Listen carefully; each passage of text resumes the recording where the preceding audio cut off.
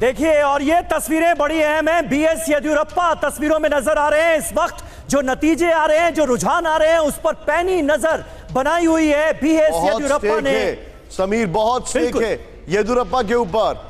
इस वक्त का ईसीजी भी दिखा देते हैं। देखिए, इस वक्त का ईसीजी यानी 10 बजे का ईसीजी क्या कहता है। फिलहाल 10 बजे का ईसीजी भी एक बार फिर देखिए उसी तरह की तस्वीर दिखाएगा। कांग्रेस पार्टी का कुछ डिप हुआ था, यानी 9:30 से 10 के बीच में थोड़ा नीचे गई, लेकिन फिर वापस ऊपर की तरफ है। यानी अभी भी ईसीजी जो सुबह से अभी तक जो ट्रेंड दिख रहा है उसमें ऊपर की तरफ बनी हुई है। बीजेपी भी एक स्टडी जो उनका 75, 76, 80 के बीच, वहीं पर उनकी जो तस्वीर है वो उभर कर सामने आ रही है। जेडीएस ने लेकिन कुछ बढ़त हासिल की है। देखिए, जहां शुरुआत हुई थी उनकी, वहां से कुछ ऊपर की तरफ बढ़े हैं। 28 सीट तक पहुंचती हुई जेडीएस दिखाई दे रही है। अलका लांबा हमारे साथ मौजूद है। अलका लांबा, ये जो तस्वीर अभी उभर कर दिखाई दे रही है, इसमें एक बार फिर वही बात हो रही है। अभी कुमार विक्रांत भी कर रहे थे कि कुछ अगर पीछे रह जाते हैं तो फिर तस्वीर किस तरह की होगी, फिर क्या कॉम्बिनेशन है जिसके बारे में कांग्रेस पार्टी सोचेगी।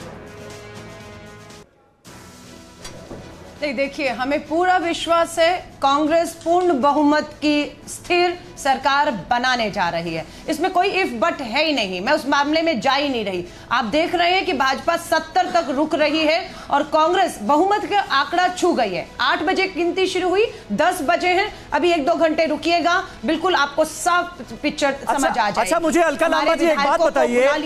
अभी 115 पर कांग्रेस, क्या रुझान साफ तौर पर यह क्लियर करते हुए नजर आ रहे हैं कि सिद्धरामैया साहब मार्गदर्शक मंडल में तो नहीं जा रहे?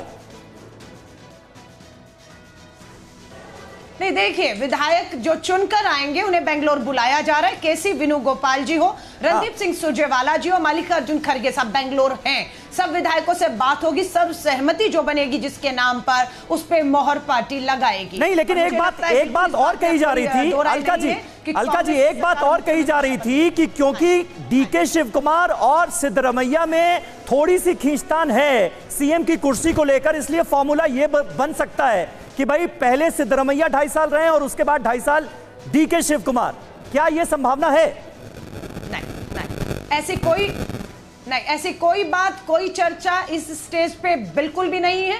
डीके शिव कुमार जी हमारे कांग्रेस के अध्यक्ष, जिनके नेतृत्व में चुनाव लड़ा गया, और सिद्धरामैया जी पूर्व मुख्यमंत्री रहे। उन्होंने जो काम किए उसके ऊपर मोहर लगी और दोनों ने मिलकर एक साथ ये चुनाव को लड़ा और पार्टी कार्यकर्ताओं का मनोबल बढ़ाया और जीत का सहरा जो है, अगर मैं क्षेत्रीय नेतृत्व की बात करूं तो दोनों और कार्यकर्ताओं, लाखों बूथ पे बैठे कार्यकर्ताओं के सर पर बांधना। अलका लांबा जी, लेकिन अभी जो तस्वीर दिखाई दे रही है उसमें लगातार ये चर्चा भी हो रही है कि कांग्रेस पार्टी ने एक लंबा कैंपेन चलाया पिछले 1 साल से। भारत जोड़ो यात्रा भी इसके दौरान हुई, उसका भी लगातार ये कहा जा रहा है कि लाभ मिला क्योंकि लंबे समय तक कर्नाटक में रही। लेकिन आखिर में अगर वो कुछ जो बयान थे वो ना दिए जाते तो क्या इससे बेहतर तस्वीर हो सकती थी? आपको लगता है कि एंड में उस मोमेंटम को आखिर तक उस तरह से नहीं ले जा पाए, इस वजह से क्या और बेहतर तस्वीर दिख सकती थी, या उससे, या यही है बेस्ट पॉसिबल?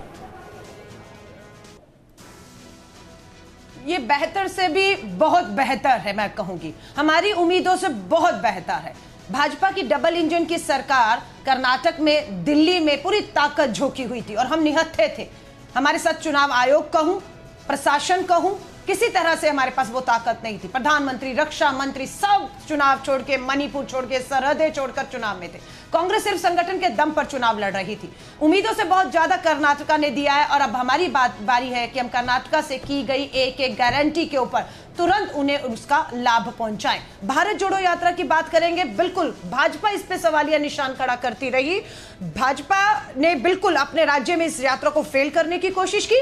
20 दिन कर्नाटका में राहुल गांधी जी के नेतृत्व में भारत जोड़ो यात्रा चली।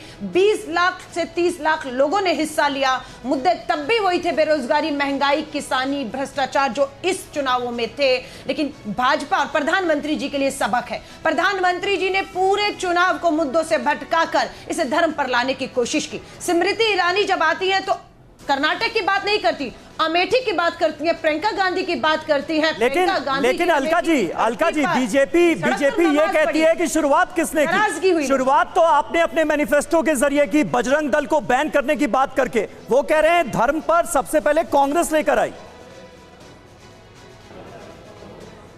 देखिए, हमारे घोषणा पत्र में यह था, पीएफआई हो, बजरंग दल हो, कोई भी ऐसा असामाजिक संगठन जो बिल्कुल वहां के ताने बाने को जो भाईचारा उसको नुकसान करेगा हम कार्रवाई करेंगे। ये हमने घोषणा पत्र में लिखित में दिया है, अभी भी उस पे हम खड़े हैं।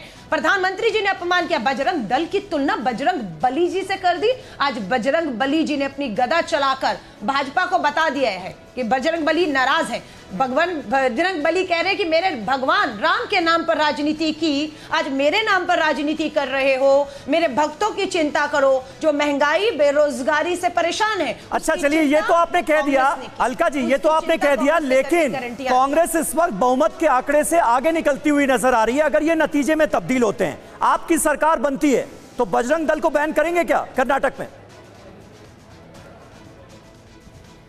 उनकी एक्टिविटीज के ऊपर आधार रहेगा। सरकार शपथ के बाद आगे जो समय है कांग्रेस सरकार बनने के बाद, कोई भी संगठन, मैं फिर कह रही हूं, आप बजरंग दल कह रहे हैं, मैं कोई भी दल, क्योंकि अमित शाह जी कहकर गए हैं, हम उसे हल्के में नहीं ले रहे हैं। क्या कहा था अमित शाह जी ने, देश के गृह मंत्री ने, कि कांग्रेस की अगर सरकार कर्नाटक में बनेगी तो दंगे होंगे।